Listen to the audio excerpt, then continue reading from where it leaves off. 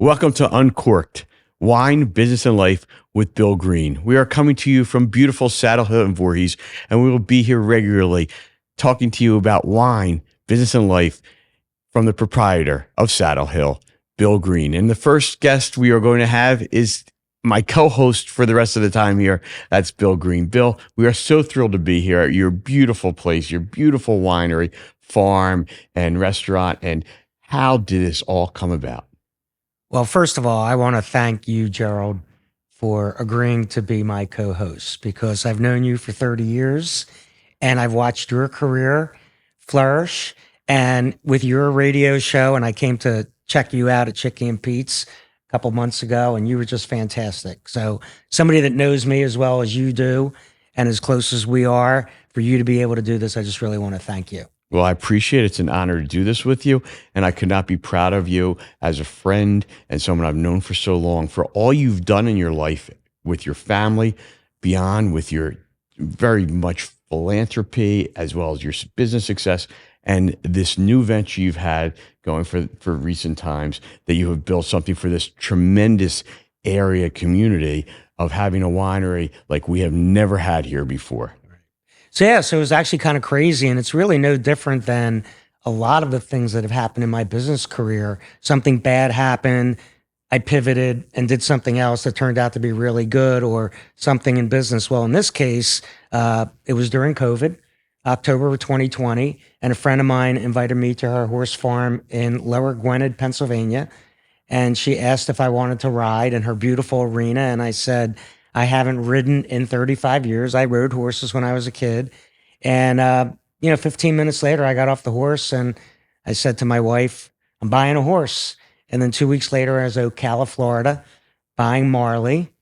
And my plan was to leave her for the summer. We come back in the summer from Florida, between Philadelphia and the Jersey Shore. So I was just looking for, figured, well, we're not going to leave her here. We fell in love. And let me find a stall. When I was looking for a stall, was kind of just doing online, and I see that the Stafford Farm auction had failed. And I called the agent and I said, what's the deal? And they said, well, hadn't been farmed in 17 years, was preserved in 2003.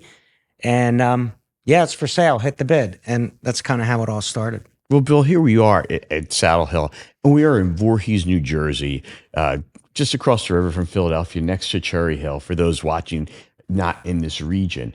But there are not a lot of wineries in the region, and New Jersey historically is not really known for wines. It's not. And we now have 60 wineries. And it's actually kind of interesting because back in the 1700, Louis Renault came over from France and set up Renault wineries, and they are still the largest sparkling wine makers in the country. They don't really make their own wine anymore. They're more of a resort. And then the Tomasellos have been around since the late 1800s. They're fourth generation. And then Alba Vineyards, I think, opened in 84. And that was really it for New Jersey for many, many years. And then little by little, we now have 60 wineries. And I'm just thrilled to be part of it and kind of the new kid on the block. It's been really great. So riding a horse, is it like riding a bike? You never forget? Well, I was a little rusty, I got to tell you. But Marley was a great horse, is a great horse, and, put a few lessons in, and it's been terrific. And now I have 6 horses. You never do things in a small way. Exactly. But knowing you all this time, I never knew about you riding horses until recently when you did buy the farm. So you've got so many interesting things in your life, and we're going to touch on them because they do involve success and failure in business, and a whole lot of other things and lessons in life, and the philanthropy I mentioned, as well as an incredible number of people that love and respect you and that have their own great stories, whether it be in the wine world or just business world. And we are here to entertain, to educate, and inspire. And I find you to do all of those for me all the time when I'm in your presence. Well, thank you. When this concept came and I said, I think, I had a book published in 2017, All In, 101 Real Life Lessons for Emerging Entrepreneurs.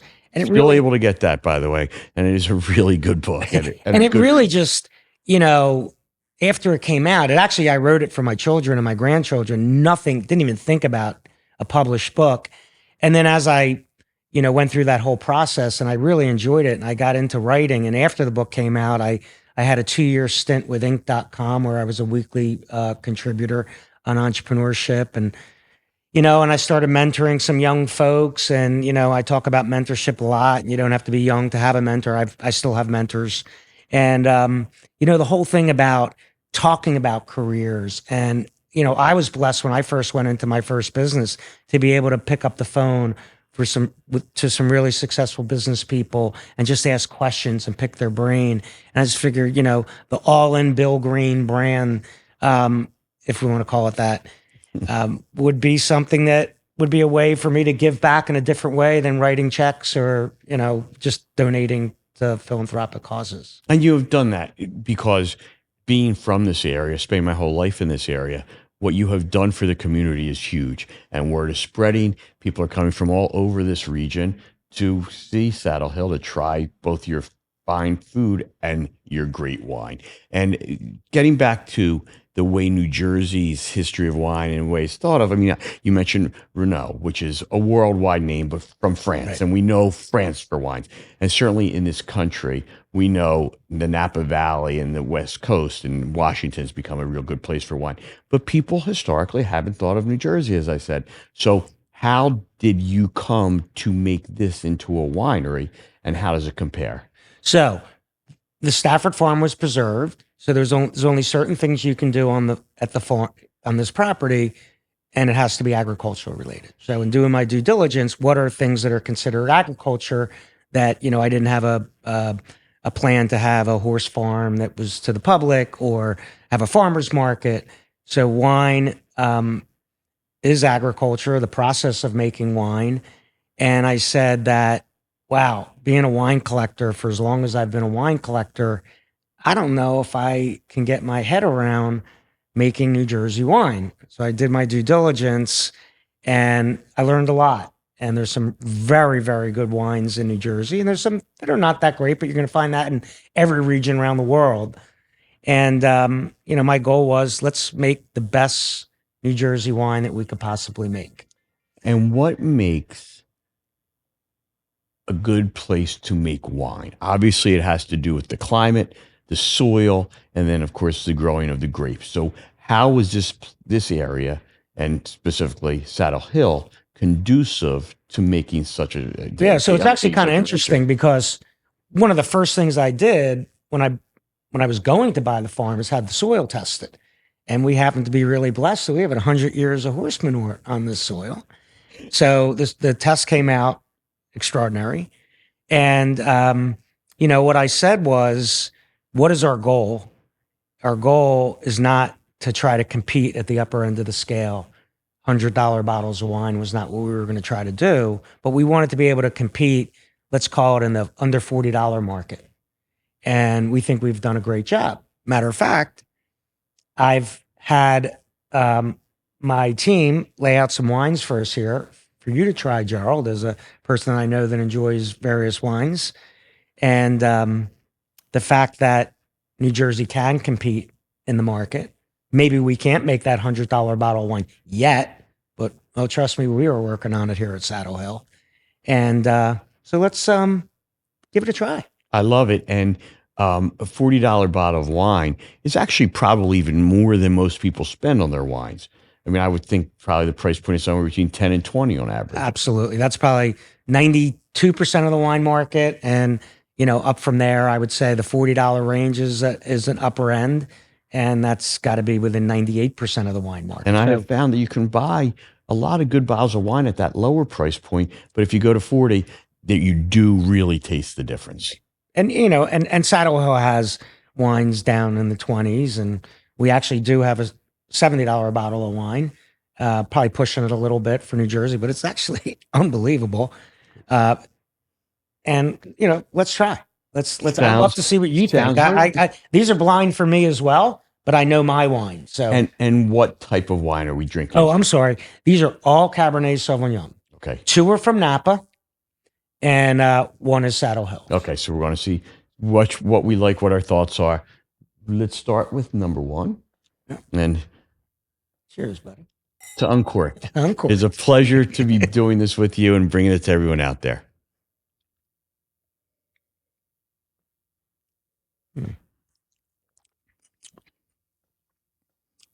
2021-ish, 22-ish. Our price range? No, I'm talking about year. It's pretty. I could just tell it's pretty young. Well, that's a palate. Okay. It's pretty young. It's nice. It's nice. That's very nice. Do we have a spittoon, or we actually have to drink this? I'm just no. I could get you a spittoon. Let's do. No FCC rules for us, and right. It's very nice to have.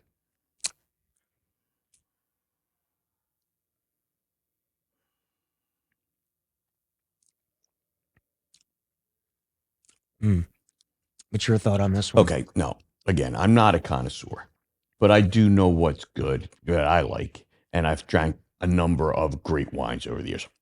This second one is so much fuller bodied and really, really nice. I want to finish this before I give you my comment, because I think I know my wines. And I'm going to let you give a more expert comment.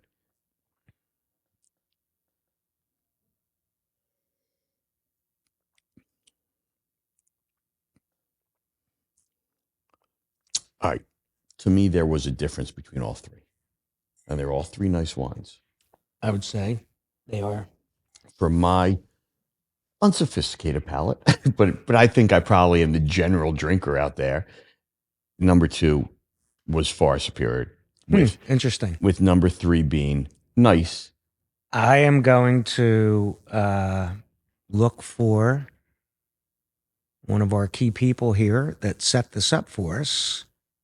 Our blind taste test. Well, we can talk while they come over here. All right, let me see. It's vast property here at Saddlehill, and maybe they got lost along the way or hit traffic coming from across the property.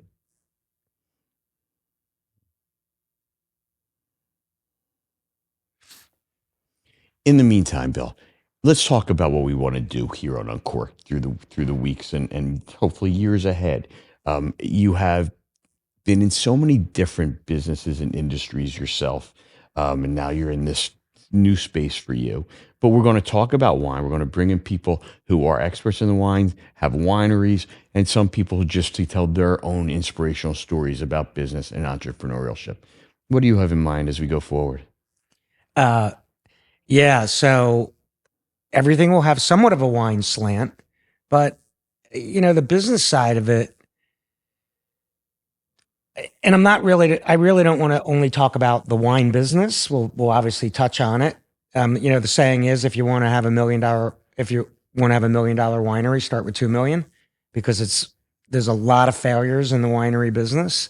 But every time I've met people that have wineries that are making wine, that are, maybe it's just a lifestyle for them. They're not making a lot of money, but they enjoy their life, which is why I wanted to make Uncorked wine, business, and life. And look, I've been in business for 47 years. I started right out of high school. And, trust me, it's all intertwined. The business and life part, I don't think you're going to be able to say I'm a true entrepreneur if that entrepreneurship journey has not affected your life one way or another, or many, many ways. So I just think it's going to be good conversation. We have a list of about 100 really interesting people. Today, they don't know they're on the list, but soon, once we go to shoot episode 2, the first guest will know that they're going to sit here with us, or come in telephonically or on video to be able to tell their story on their business and their life, and hopefully they want to enjoy the wines as well. And we'll talk about all different kinds of wine experiences. We have a lot of mutual or relationships and guests we'll bring in that have had tremendous success in business of all kinds, as well as the sports and entertainment world. And we're going to bring them all in, and they all have their own experiences. And to me, every one of them is inspirational, as are you in the entrepreneurship. And, I am someone who you just touched on, the life part. And my own father passed away recently. I don't bring that No, up. I know. And you were there, but the life part, here's and why I'm so proud. And even though you open this from a business standpoint, how much you're giving back to the community with the presence here. And my parents loved wine, traveled to Napa, always had wines from all over, and really loved it. And my father passed away just a few weeks ago, but the last time they ever were able to go out together and celebrate was their anniversary just a few months ago, and it was right here at Saddlehill where they got to celebrate. And that's life, and they loved it here. And wishes had been open longer for them in their life, but you are giving so much pleasure, and for me, an incredibly lifelong, lasting family memory. Yeah, well, thank you. We loved your parents when they came here. They were really great customers. Maybe that's why my sales are down now here in December. My mother will be back with me in about because it's going to be all our family adventures. Do we have someone to come in here and tell us what we actually just tried at 1, 2, and 3? Well, thank you for joining us. Julie is our director of marketing. She started here at Saddlehill as our assistant winemaker. She has an amazing palate, and she set this up for us. And Julie, why don't you tell us? Well, let me just go back. You said 2 was better than. Did you have a favorite of 1 and 3, or did you? I would go 2, 3, 1. Okay, but they're different, and that's the amazingly interesting thing about wine. We have 3 wines, probably around the same year, all Cabernet Sauvignon, same grape, 2 from the West Coast, 1 from the from Saddlehill, and they could be that different. Great. So Julie, what do we have?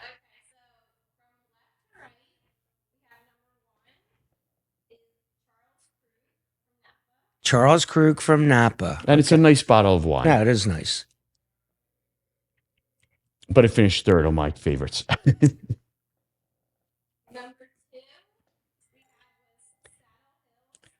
I had a feeling this was, oh, wow.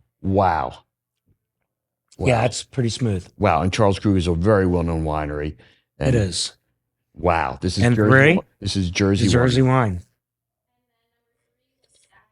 Stag's Leap, a really well-known Napa wine. So, wow. So these 2 Napa wines were purchased down the street at the wine store. They are both $39.95. The Saddlehill Cabernet Sauvignon from Ashenfelter Vineyard is $36.95. So just my point that New Jersey wine can stand up with the big boys, and we think we're going to only get better. Well, this is outstanding, Bill. I wish everybody could share this with us. But come to Saddlehill or let us. That is outstanding. It's pretty early to be drinking this stuff. It's 5 o'clock somewhere. Right? You will not disappoint anybody. That is just an outstanding wine. So no, of course I don't know anything. Obviously, no, I'm just kidding. It is really, really great. Yeah, and that would be something I would be thrilled to share with friends. And well, Bill, it's actually. We opened in April. We've been open 9 months. We've served over 100,000 people. And I don't think it's just the beauty of Saddlehill and the location. The wine, the food. I mean, one of the things I said was, you go to all these farm-to-table restaurants. What does that mean? That means they buy from farms. Doesn't mean they are a farm.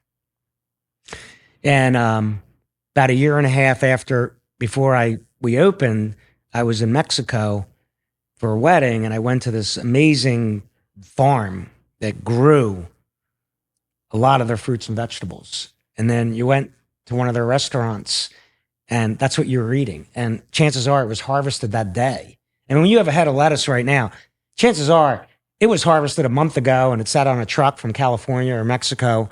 And I said, man, wouldn't it be cool if we could actually grow a lot of fruits and vegetables here and serve those items as part of our menu. So to me, that's super cool.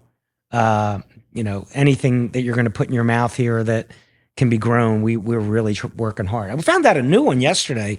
We have this whole farm to body. My daughter takes our beeswax and makes lotions. I found something out yesterday. It's actually one of the most entrepreneurial employees I have is our farm manager. And he called me yesterday and he said, did you know loofah sponges grow? And I said, well, no, seriously, I have one in my shower. I use it all the time. He says, no, it's a loofah plant. He goes, what do you think?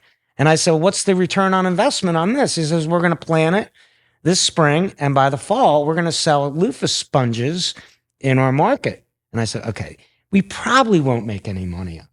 But to me, that's just about like really cool. fun stuff. And, you know, the jams and the preserves and the honey and all these. Now we have goats here, so we have goat milk soap. Look, we ain't getting rich on it, but man, it is a hell of a lot of fun coming up with this stuff. And that's part of the give back. And of course, in any give back, you get pleasure out of it, but you're giving pleasure to a lot of people, 100,000 people. And you've only been open for how long? 9 months. Hey, yeah. And, you know, when I pulled up into the driveway here, when I was looking at the property, I mean, I saw a puzzle, right? And with the exception of the winery being facing a different direction, it's about what I envisioned when I saw it. What was here as far as it was? We had the farmhouse in front of the property where the 6 Stafford boys grew up. That was there. That dates back to how? 42. And it was a mess. We fully renovated that. That's our guest house. And then there was a greenhouse here, but that was by the owners that I bought it from because the former owner grew mums on the property. And then there was an old rickety old barn that Marley stayed in for the first year until we were able to build the Mac Daddy of barns across the driveway there. And yeah, everything's new. We had a cesspool. We didn't have a septic system. We have city sewer. We have new wells. We have city water. I mean, I have a fire hydrant.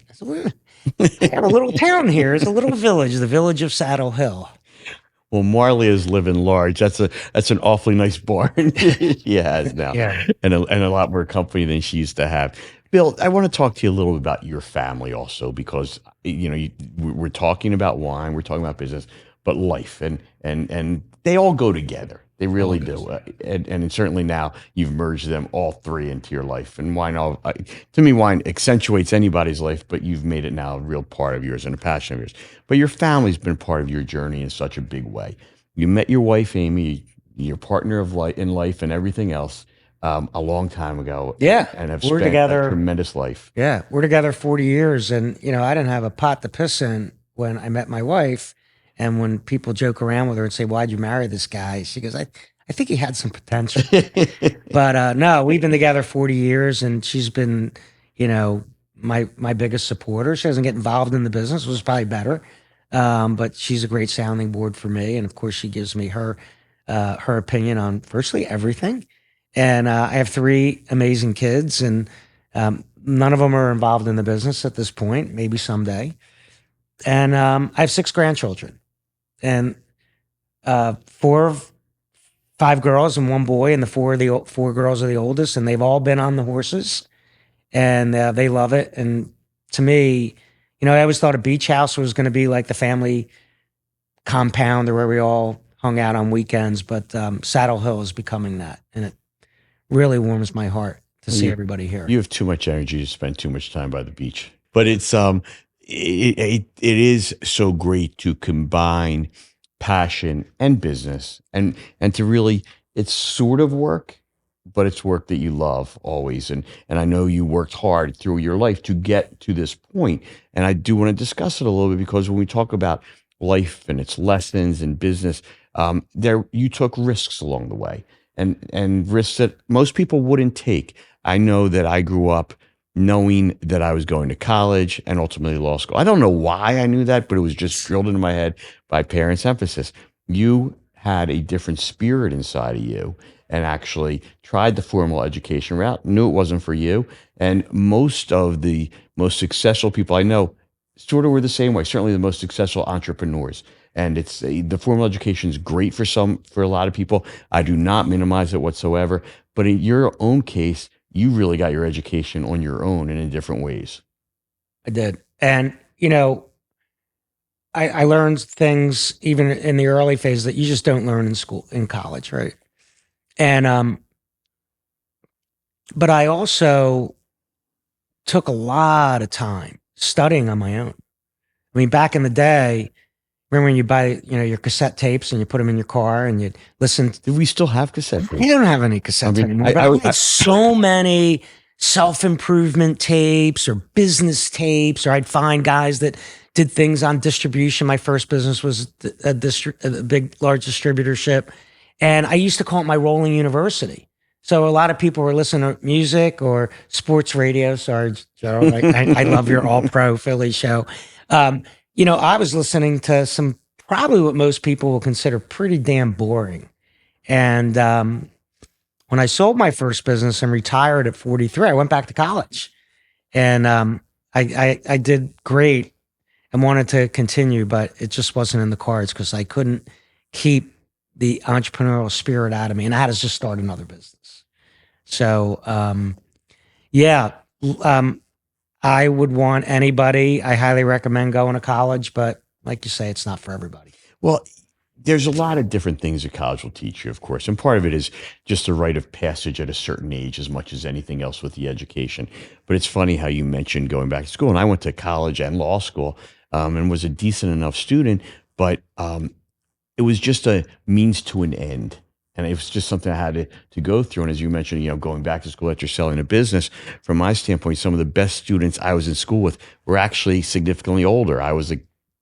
Those were the years of 22 to 25 in my life. There were people in their 30s, 40s, 50s, and even in the 60s that I was going with. And they were wonderful students because they both had life experience, but they were really there for the right reasons. They wanted to learn. And, a lot of people don't know what they want to do at a young age. You had a better idea of it.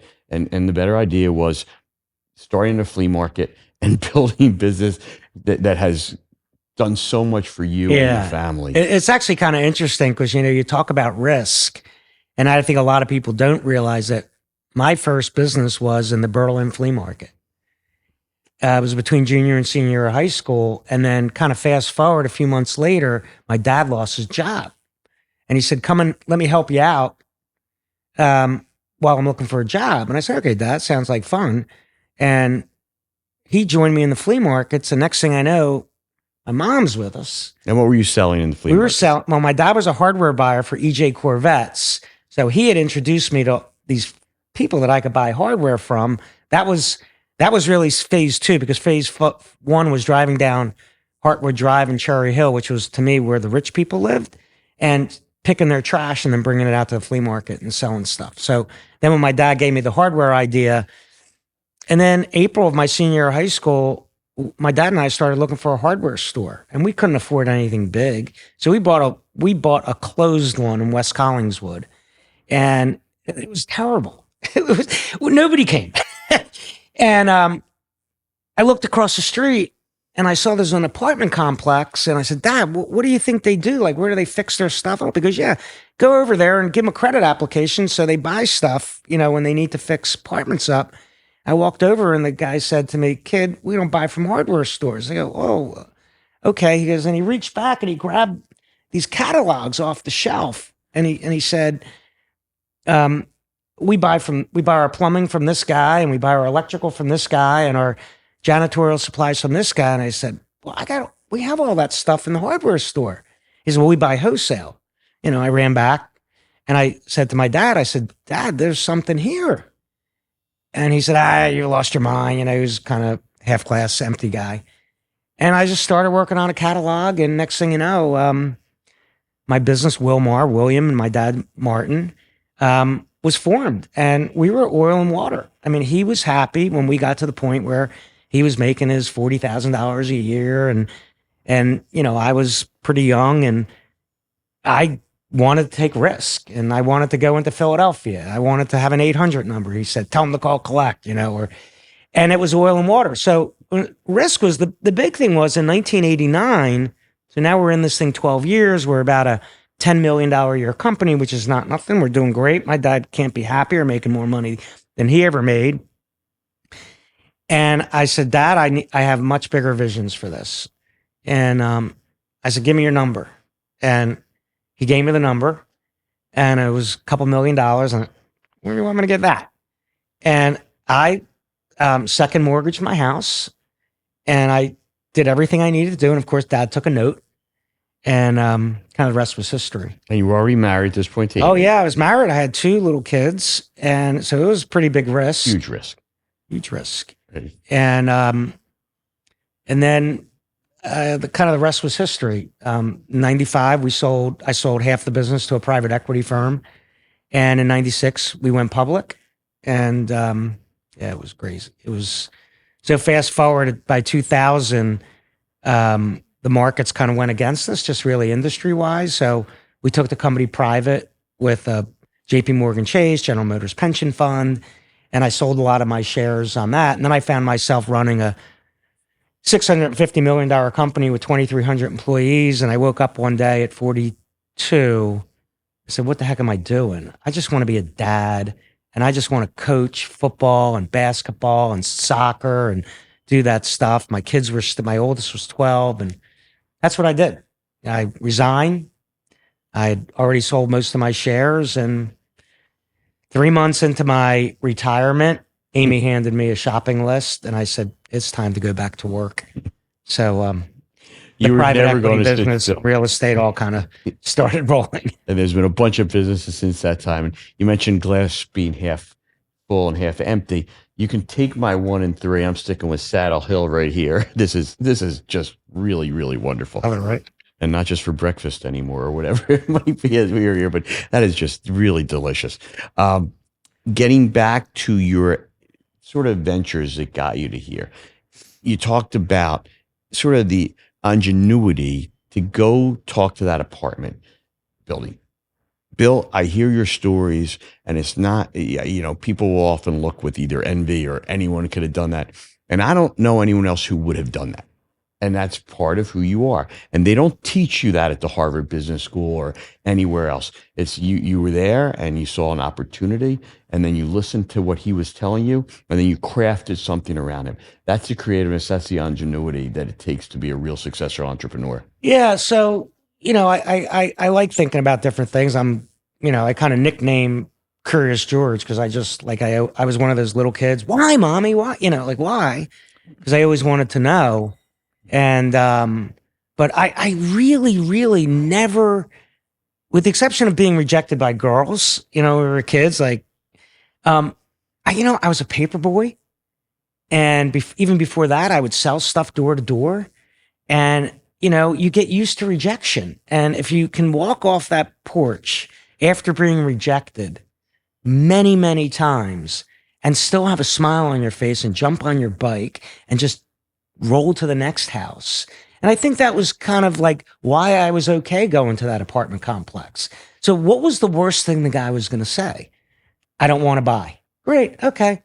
I'll go to another apartment complex, or at least check it out. So rejection, think about how you want to handle rejection. And some people don't make the sale. And I can't tell you how many people I hear them say, well, they probably don't. Well, you won't know until you ask. I mean, I have this thing, if I, back in the day, you go into a bar or a club and you ask 20 girls to dance, one's going to say yes. So you just, shake hands, kiss babies, and, somebody's going to say yes. So rejection never bothered me. And I think if you're in sales or building a business, you're not going to be successful. Not everything's going to work. I mean, I have a laundry list of failures, and thank God I have a bigger list of successes. And even within those, when I handled situations properly, man, I wish I would have had that one back. I would have done it differently. You just got to keep your head up and keep on plugging along. And, no is really not in my vocabulary. All of these successful people I know, and to the real high level success, all have their failures, all have their disappointments. And it's how you handle those and what you learn from them, because I have certainly found in life that you learn more from your failures, from your disappointments, and you grow from those.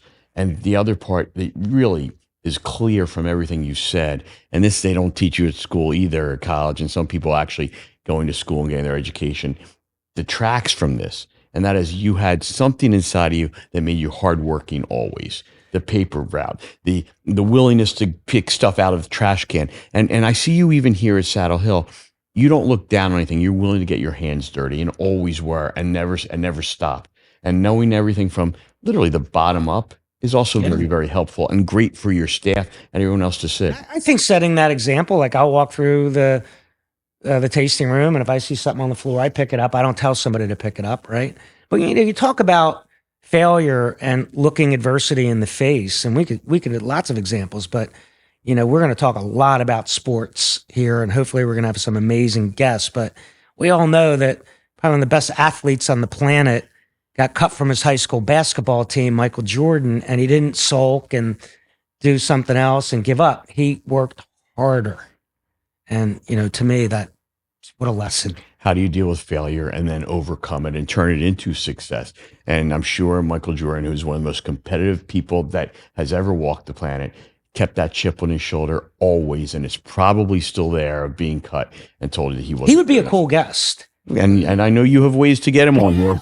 I mean, that's the outreach that you have, and we will be having throughout the course of Uncorked. We hope so. There'll be all different kinds of things, and if someone like Michael Jordan, who's asked all the time to do something, would find this interesting and unique and probably enjoyable. I know he enjoys his wine. So we'll be reaching out. Stay tuned to Uncorked. Michael Jordan coming to an episode here. But there was something else you touched on, and you kind of link all your stories, and there's some common themes that run through that everyone should really be aware of, and that is mentorship. It also was you and your father being a little bit of oil and water, but that's not all bad, because I know, having recently lost my father, and I didn't mean to use him as a reference too often, but I learned a lot of things what to do from my father, and a lot of things sort of what not to do as times change, as an old school thought you have to sort of roll with the times. And you've spanned now, you're about 4 or 5 decades of success, and you got to change sometimes with the times and see that stuff. Absolutely. So, and the thing you also mentioned was that you still have mentors. It is great to respect, the word and experiences of other people and learn from them. And you can always learn. And that's one of the things I have found through life. And I talked about going to college and law school. I certainly learned more outside the walls of a university than I ever learned in them. I spent 1 year in between college and law school where I parked cars in Atlantic City for a casino. I learned more in that year than I learned in all my higher education, because it's real life. And all those real life lessons really do help you, not necessarily all the ivory tower intellectual pursuits, which have value, but they in and of themselves aren't enough. You need to combine the two. So you talk about mentors, and you can learn so much from everybody. And the one thing, if I learned one thing about my education, is that you never stop learning and wanting to learn. And the more you know, the more there is to know. Coming out of law school, I'm like, I went through this higher education. I'm like, I know everything. Yeah. I knew nothing. And I'll tell you, Jerrold, the people that I see that fail in business are the ones that are know-it-alls, and they're not willing to learn, and they think they know it. Go to a great college, graduate at the top of your class, whatever. That's awesome. That's a great tool to have in your tool belt, but it doesn't get you to where you need to go. And if you have the attitude where you already know everything, you're doomed for failure. You're doomed for failure on not wanting to learn. You're doomed for failure if you're not willing to put the work in. And if anybody that thinks being an entrepreneur is not harder than having a job, a 40-hour, 50-a-week job, it is. Don't think you're going to be an entrepreneur and be on an easy street, because it is not for everybody. And we talk about sports, the competitiveness that's necessary. The same thing is necessary in entrepreneurship. And I know a lot of people in your age group and even beyond that have been extremely successful, yet they are still so driven. They never stop having that drive in them. And, the hard work ethic was there all the way through and continues, and it really never stops. Yeah. And a matter of fact, a large number of my network and my closest friends are super successful that haven't had to work in a really long time. There was a story that I tell back in 2000. I had taken my first company private, and I made a bunch of money. So every bank and investment firm was trying to meet me. And I got invited to the chairman of Citigroup's office in New York, one-on-one meeting with Sandy Weil, who's an iconic guy. And he's 73 at the time, and I'm 43. And I'm sitting in this office that was like size massive. And I was a little bit tongue tied. And I said, why are you still doing this? And he just said, he looked at me like I was from Mars. Like, what do you mean? Look at the opportunity out there, global opportunity. I mean, you think about Citigroup, one of the world's largest banks. It wasn't in 2000, but Sandy Weil had that vision and that desire and that drive at 73 years old to take Citi to be one of the largest banks in the world. And, that was inspirational to me. And I am at the age myself now where friends of mine are retiring or have been retired. They ask me, when are you going to retire? And I usually say something like, when I'm 147, no matter what. Exactly. Knowing I'm not getting there. And the bottom line is I don't expect to ever retire or even want to. It's not something, there's always something to motivate. And I think this new chapter in your life has been very invigorating for you. It has. I honestly, I sold my last company, Lending One, in 2021 to a very large Fortune 100 company. And, I don't know what would have happened if Saddlehill didn't come along. I guess I would have started something else. I think you would have. But, thank God this came along at the right time in my life. And tell our audience what they will experience if they come to Saddlehill. Yeah, so we are absolutely an experiential venue where you're going to drive in. You're going to drive into the driveway, and you're going to see goats and alpacas and chickens and beautiful gardens and flowers and horses and sheep. And we have a certain area where you can go hang out and pet. But I think really what the most important thing is that you're sitting here 12 miles from the fifth largest city in America, and you're surrounded by 70 acres of beauty that if you didn't know there was a traffic light 2,000 feet away at the corner of Evesham and White Horse Road, you would think you're in the country. And to me, it's kind of like, when I go down the shore, it's kind of, I go across the bridge and I see the water. Like I just kind of take a deep breath, and coming here is relaxing. And then of course you get the good wine and the good food and hang out with some cool people. It's great. And I have an amazing staff here. So they make it welcome. Everything about the place, everything's done first rate. It's beautiful when you walk in. You overlook your vineyards and it's just spectacular. We're at a time of the year where it's not as in full bloom, everything, but Right. but it's still gorgeous, and it's you have it set up in such a way to enjoy the atmosphere. We're in an area of nonstop strip malls. And it's a beautiful area, great place to raise a family. Well, this would have been a strip mall if the state didn't preserve it in 2003. Unfortunately, they did, and now we have this gorgeous winery here, and that produces obviously great wine. As I've kind of drained this one. A little early, Jerrold. The glass is half empty. These are still half full because it is that good. Bill, you always throw yourself into these passion projects, and Uncorked is one of them. And you talked about giving back. I think this is a great way for you to be able to spread your knowledge, the things you've experienced in life, and also share the wisdom of our guests that we're going to have going forward. Yeah. Naming names or not naming names? Well, you certainly open your Rolodex, which is vast. We're going to make the guests a surprise. But we have some really cool, well-known people that have already, I'm pretty sure. And I've had a few. We'll be on the show. Jerrold, you have an amazing network of sports folks. And, my goal for this is, it's always to educate. Like, why would you just listen to Bill and Jerrold shoot the shit and drink wine, but unless you can learn something from us? And when I say learn, I don't mean a lesson. I mean, it might just be an inspiration. And to me, that's important. Or I guess we've never even talked about, maybe we should have call-ins at some time, right? When I first started talking, and it was really mostly after the book was published and I was going to a couple of different colleges and talking about my entrepreneurial journey. And when I looked into these young folks' eyes that were asking me these questions, I said, man, there's a void. And I don't take any money from anybody. I don't want anything in return, but it really gives me great pleasure to be able to talk to these young folks.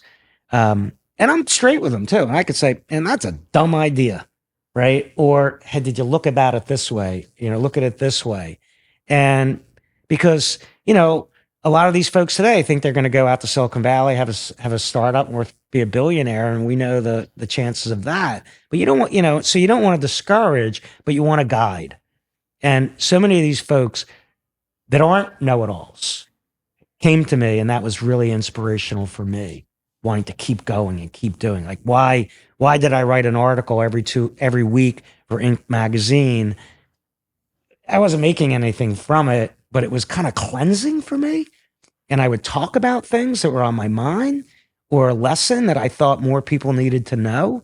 And then when people started responding to them, and I saw that, even my book, I was getting reports that, somebody in Saudi Arabia bought it. It was actually picked up in Chinese. It was picked up in Arabic, and I see where the book was getting sold. I was like, this is cool. Right? Really cool. And I don't know these people. It wasn't like, maybe the first 1,000 books were my friends, but the next 5,000 were people I don't know. And then, of course, our podcast now can go out all over the world. And, I'm really excited. And we hope it does. And, the old you can't take it with you is usually thought of in money, but it's in knowledge. And all the life lessons you can't take with you also. And it's great to share. And I know we talk about sort of the energy that you still have, and so many successful friends of yours are still driven. I find that it keeps you young and it helps. And sometimes I find that my whole world is hanging out with way younger people than myself. I've got my sons and now their fiancés and so many friends and clients. And I'm usually now the oldest guy. And yet I only notice that when I look in the mirror. And I'm like, who is that old guy staring back? Oh, that's me. But the rest of it is just keeping yourself inspired. And it's also, as I talked about, the surprising way life has progressed for me, where, wow, the more I know, the more I realize there is so much more to learn. Absolutely. And I learned so much from younger people as well. It's great when they come to me and seek advice and my life lessons, but I learned so much from them. Well, in the last month, I've learned so much from that podcast dude right there, Tyler. We got to give a shout out to Tyler. I love tech, right? So this is really super cool. Look, you have to keep learning. And, you and I met on the golf course in 1995. And we both sucked. And like the only thing one of the things I love a lot about Charles Barkley, but the thing I love about Charles Barkley is he's probably about the only person that I probably have a better golf swing. Right? He's gotten better though a little bit. I heard he has gotten better. But, I would not be a good retired guy. I have a lot of energy, and it kind of, when I think about what life would be without business and my interests, so not about making money, but my interest, I said, man, I would really be bad at this. And this would not be a Bill Green that a lot of people would want to hang out if I woke up and I said, what am I going to do today? I know exactly what I'm going to do. Exactly what I'm going to do for going forward from here to eternity. And going forward, we're going to be doing this podcast. We are going to be doing Uncorked, wine, business, and life. With Bill Green, my friend, and still my mentor as well. And it's just such an honor to be here at Saddlehill and be able to do this for you. And we are going to try to educate. We're also going to try to entertain as well as inspire. And that's how I find you to be. You're the best. Thank you so much for doing it. All right. I would love to make a toast to you, but I finished the one I like best. All right, let's go. This is my number 2. Yeah. To Cheers, you, pal. to Saddlehill, Cheers, guys. and to Uncorked.